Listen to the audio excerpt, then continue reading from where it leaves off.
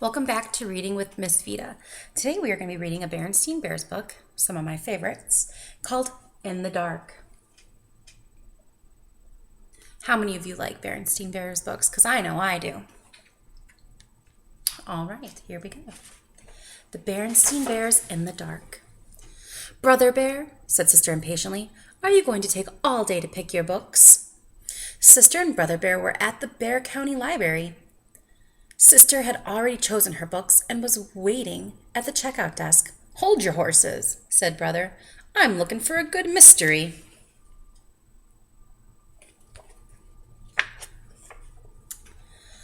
Sister Bear usually took out storybooks and books about nature, and sometimes books of poems. Brother liked those too, but lately he'd become interested in mysteries, especially spooky ones. Hey, this one looks good, he said, finally. Okay, let's check it out. Said Sister, looking at the cover.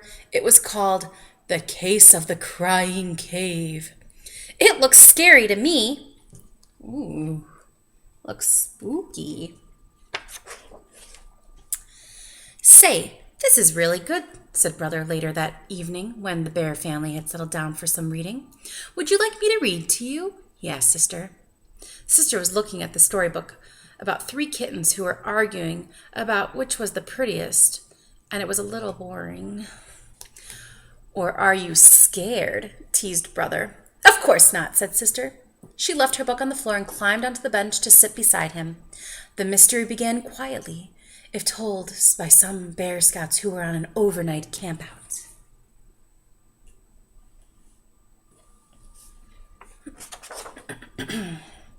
When the Scouts discovered a dark, secret cave, Brother's mystery began to get a little exciting, and when the cave began to cry and wail, it was anything but quiet. Ooh, cried the deep, dark, mysterious cave. Red Brother with a lot of expression. Ooh. Oh no, look at that. Stop, said Sister, putting her fingers in her ears. That's enough. And she went back to her storybook. Scaredy bear, teased Brother. And that's quite enough of that, added Papa Bear, looking up from his paper. Was that nice of him to tease her? I don't think so. At the cubs' bedtime, Papa and Mama said goodnight, turned off the light, and left the cubs in the usually sleepy darkness. Outside the tree house, the bright, busy sounds of day had given way to soft, soothing sounds of night, the quiet conversation of frogs and toads, the soft cry of an owl, the sigh of the night wind, and if you listened very hard, you could almost hear the softest sound of all, the sound of lightning bugs switching their lights on and off, on and off.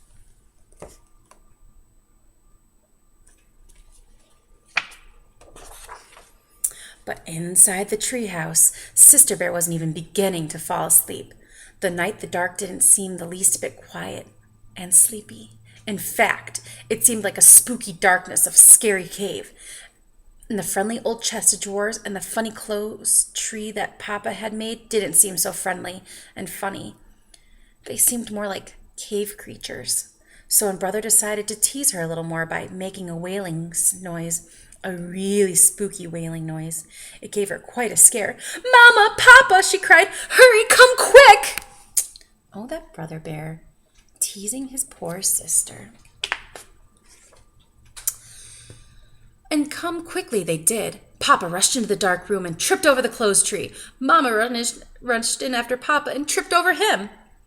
In the commotion, Sister fell out of bed and landed on both of them. Then Brother, who had started it all, with his spooky wail, turned on the light with what a mess! Sister, still scared, was holding on to Papa. Papa was holding on to the toe he had stubbed, and Mama was looking for her nightcap she had lost in all the confusion. All 3 of them were pretty annoyed with Brother Bear. I bet he started all that commotion because he had to tease her. It turned out to be a very long night in the Bear treehouse. Papa and Mama tried to explain that there was nothing to be afraid of in the dark, except maybe running into closed trees and stubbing your toe. But it didn't do any good. Sister absolutely refused to go to sleep with the lights off, and brother positively insisted that he couldn't fall asleep with the lights on. Well, that is his fault, since he teased her into that point where she could have the lights on. The next morning, the Bear family was very sleepy-eyed. "Boy," said brother, yawning, "I sure didn't want to go through another night like that." "Neither do I," said Papa, "and I have an idea that might help." He took Sister's hand. "Come with me," he said. "Where are we going?" She wanted to know. "Up to the attic." "The attic? But it's dark in the attic, even in the daytime." "I know," said Papa, "but there's something I want to show you anyway. There's nothing so special about the dark. It's just a part of nature like the light. It's your imagination that makes the dark seem spooky sometimes." "What's an imagination?" asked Sister.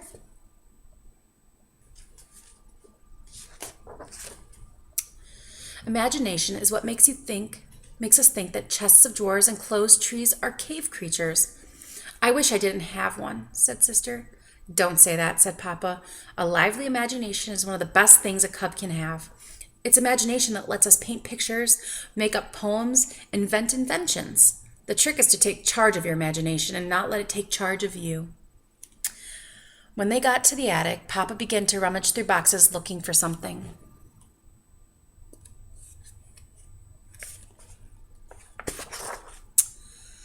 Sister tried to follow Papa's advice and not let her imagination take charge. And it worked. A spooky shape turned out to be the shadows of some old tools. What looked like a giant was really some piled up furniture. "Here it is," said Papa. "My old nightlight. The one I used when I was a cub and had a little trouble falling asleep in the dark."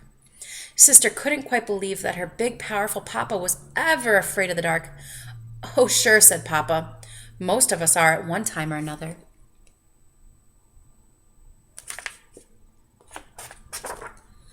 "How about reading the rest of the case of the Crying Cave?" Sister asked brother later that day. "Are you sure you want me to?"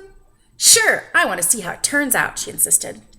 When it turned out that there was nothing very spooky about the terrible wailing noise, it was caused by wind blowing across an opening in the roof of the cave, like the noise you make when you blow across the top of a bottle. Sister was a little disappointed.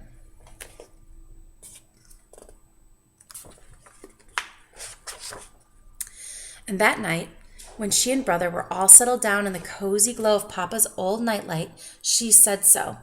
"I was pretty disappointed by the way the case of the Crying Cave ended."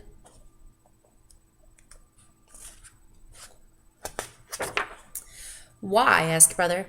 "Because," she said, "I was hoping the wailing would be a really spooky, scary monster." And she leaned down from the bunk over her brother's and made a spooky, scary monster face at him. "Cut that out," said brother.